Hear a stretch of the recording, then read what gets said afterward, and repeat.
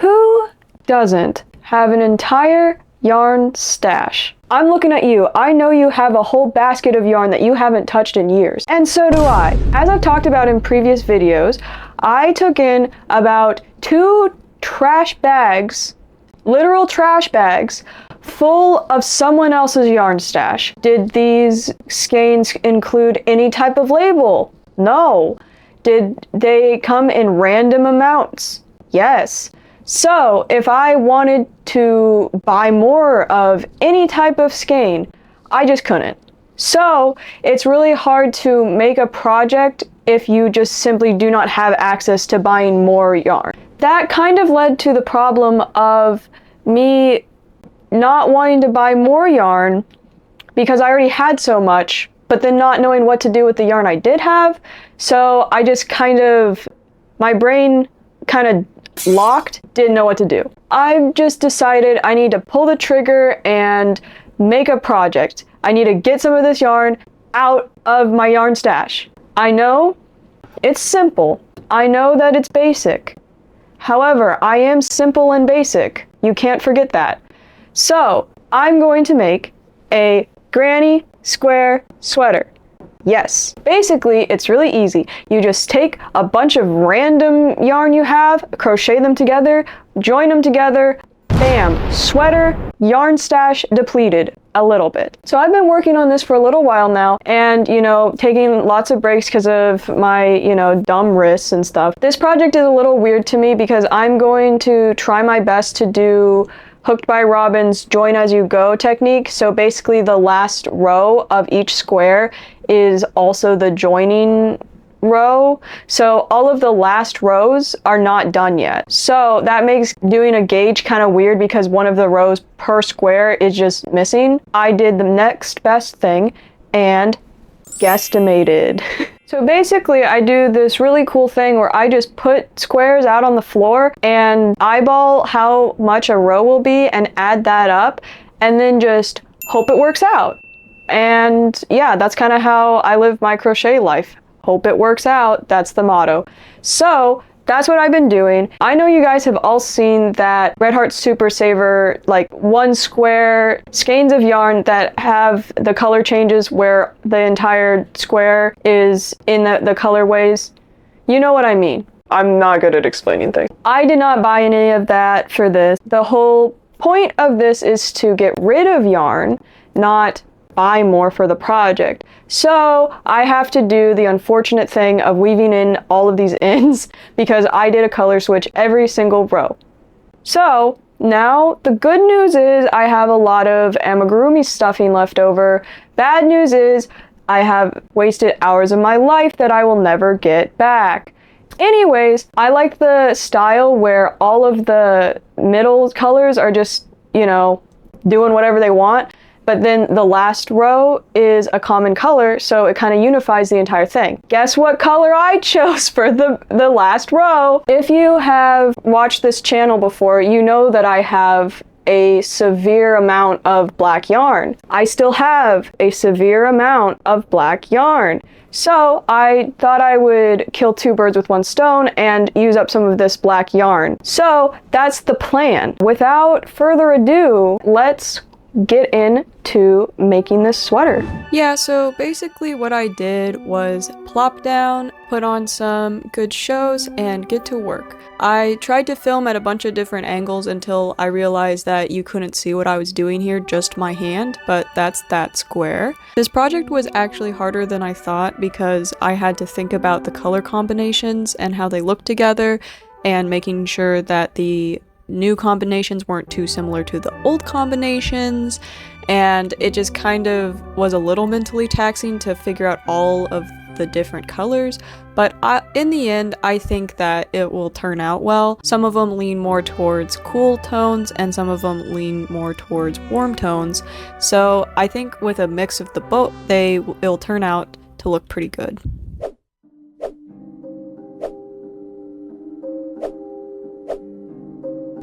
I ended up making about 44 squares for this project in total, and each square without the final round ended up being about 5.5 inches, and then I calculated about 75% of an inch for each outer layer. So by those calculations, I decided to make the front and back panels 4x4s and the sleeves 3x2. What I'm doing here is just laying them out, so I'm trying to kind of put warm tone squares next to cool tone squares and just trying to get a good variety in how the final panel is going to look.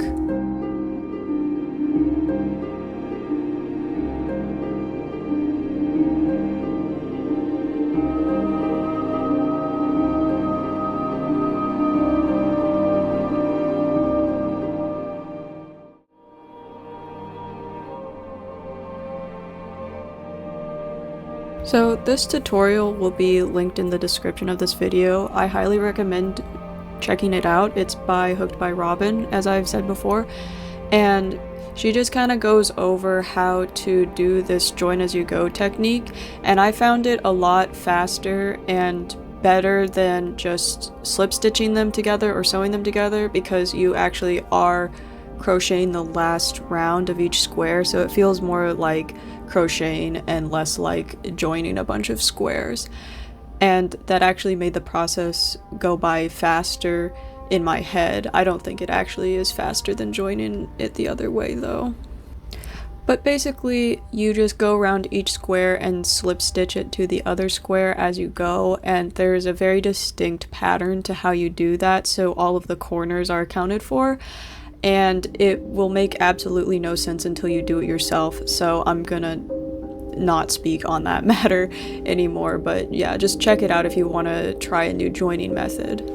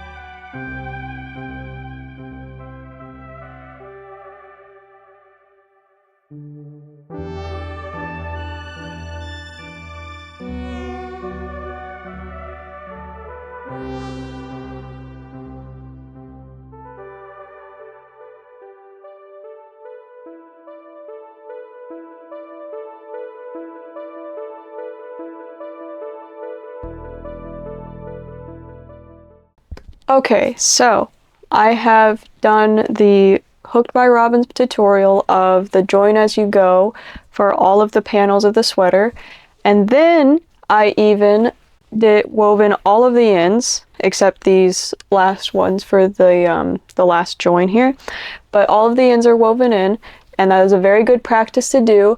I know you need to weave in your ends more. However, now all of these panels are finished and it's time to start assembling them. So basically what I'm going to do is kind of lay them out and see where the neck hole should be and kind of act accordingly, and then join it that way, and then just do every join and then work on the ribbing after that. Okay, so I just put it up to my neck and determined that I think maybe here would be a good place to stop. And, you know, I'd rather give it have it be a little bit looser than too tight because I'm going to add a ribbing and I need some space for the ribbing. But yeah, I'm basically gonna join from here to here and then here to here and then try it on and see if the neck hole fits me.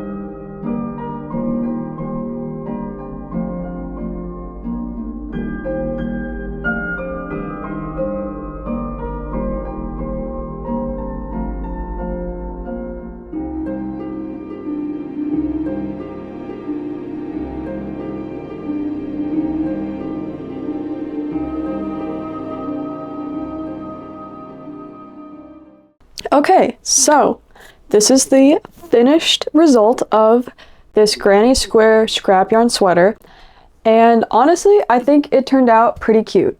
The only issue that I have with it is this neckline collar, because I've seen a lot of people do scrap yarn sweaters online and everything, and they always like cut these two closest squares in half so it has like more of a scoop neck. Like, I don't think it looks weird or anything like that. I guess you can let me know.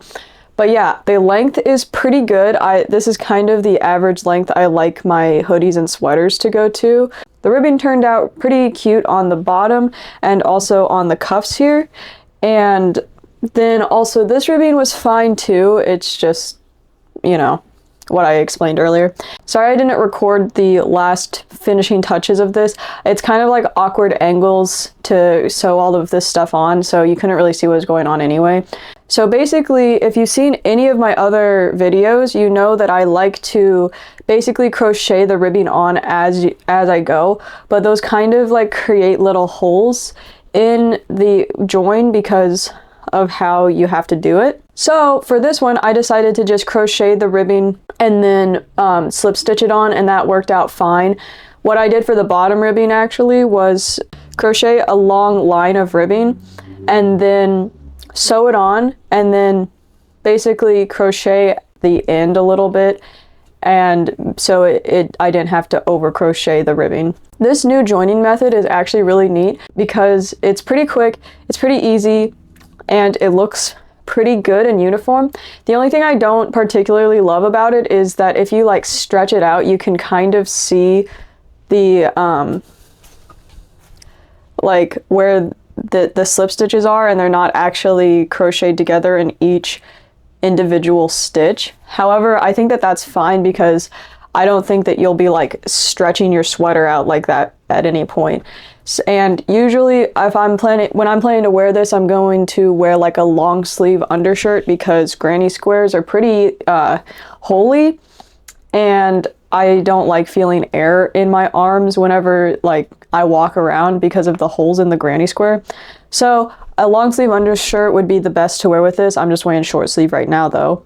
But yeah, I really think that the black unifies everything together and makes the patchy look feel a little bit better.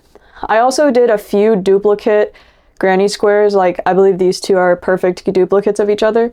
And there's a few others that I'd have to find. I think my strategy of doing like a cooler tone next to a warmer tone really worked out in this instance, because it just kind of like blends all the colors together. But yeah, I think the black looks pretty good too. And the sleeves are the perfect length. They're the perfect width as well. They're not too big. Like, I think that these dimensions are great. And so that will be all for this video. Thank you so much for watching. If you enjoyed the video, please like and subscribe. It would mean a lot to me. I really appreciate it. And I will see you in the next video I upload. Have a wonderful day, guys.